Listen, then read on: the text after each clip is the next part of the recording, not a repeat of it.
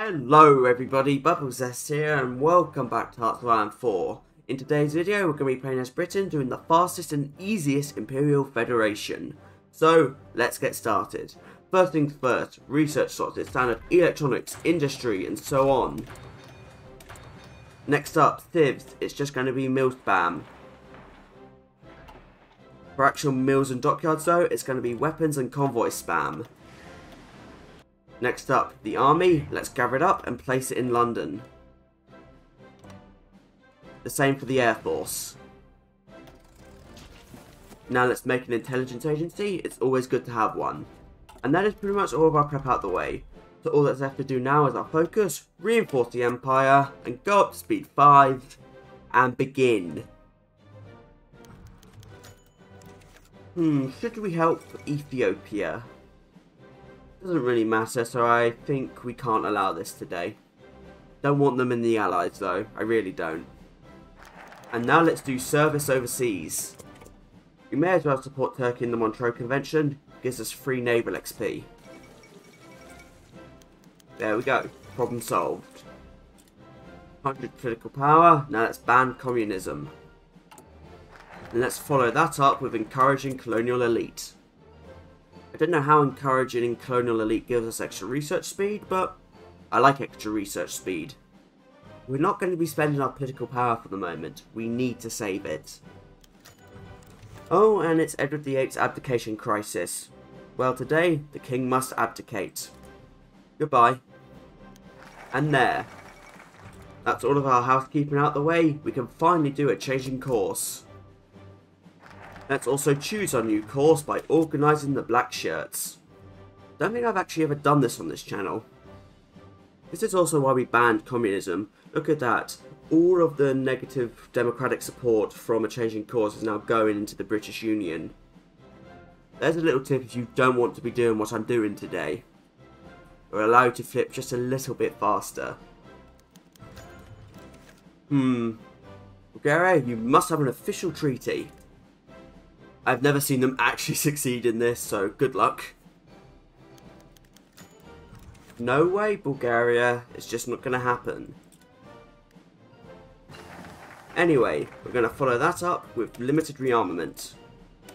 And next up, we're going to go over to Division Designer, create empty, new, infantry battalions, artillery, save, and change all 36 divisions over to it. There we go. And now we can begin the state expansion game. All my favourite. First state, London. Perfect. Next state, Gloucestershire. Perfect. Next state, West Midlands. Still working. Lancashire. Perfect. Wales. Cornwall. Sussex. And the Civil War has begun. Perfect. That's just what we wanted. Now let's immediately change the artillery back over to infantry. We now have 29 divisions. I can live with that. Let's break them up into 2 armies. Something like that will do. Unfortunately, we've just lost all of our field marshals, but that's okay. We have Miles Dempsey. He will make a perfect field marshal.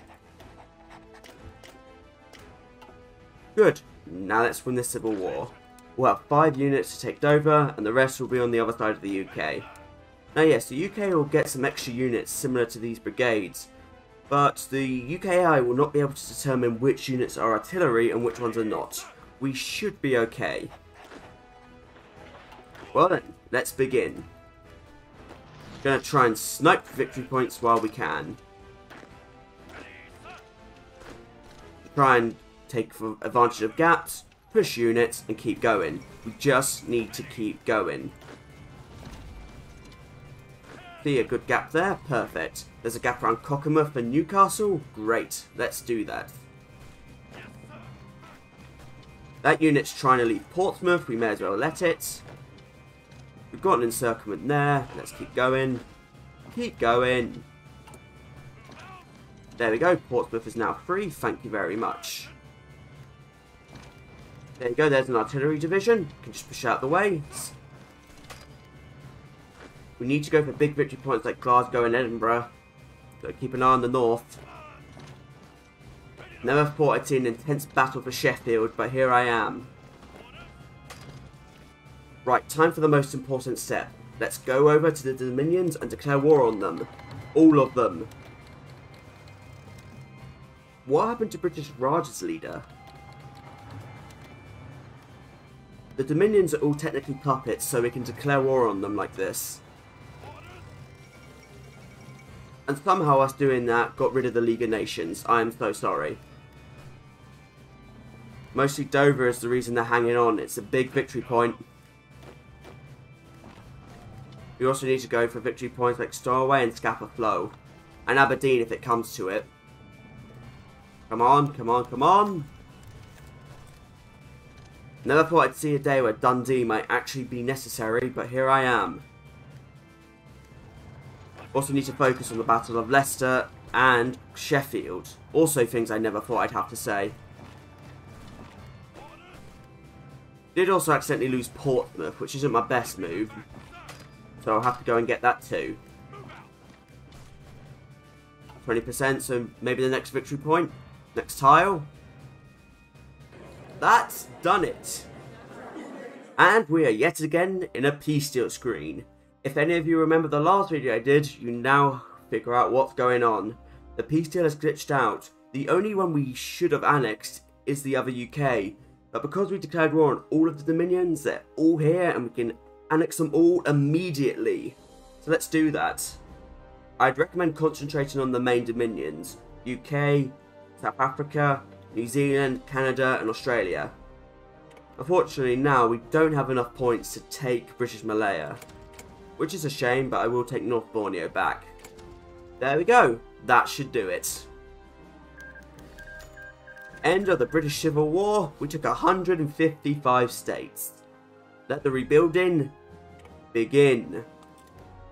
And because of that, immediately, the entirety of the Imperial Federation tree has been bypassed. And that means, on 9th of January 1937, we can do the Imperial Federation. Wow. I know By Blood alone had changed the peace deals, but I don't think anyone would have expected this. But it's mad, isn't it? A changing course still has basically a full year left on it. And yes, because compliance is relatively high, a load of collabs just fire. And with 20 XP, we're going to go for theatre training. You know we've messed up when even the Soviets have embargoed us. We've set world tension ablaze. Should we enact this Mosley plan?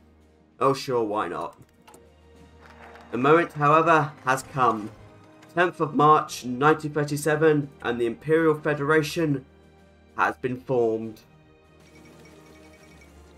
Rise of the Empire.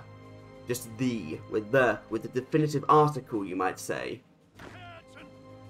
Funnily enough, for some reason we actually annexed British Malaya despite them being fully independent. I'm guessing that's a little oversight. But there are some other little things that's happened as well. We got all of the generals from the Dominions, and they're affected by theatre training. So as you can see, a lot of them come with traits like Brilliant Strategist or Inflexible Strategist. I'd recommend whenever you're doing the Imperial Federation you do this, because why not? They're free traits.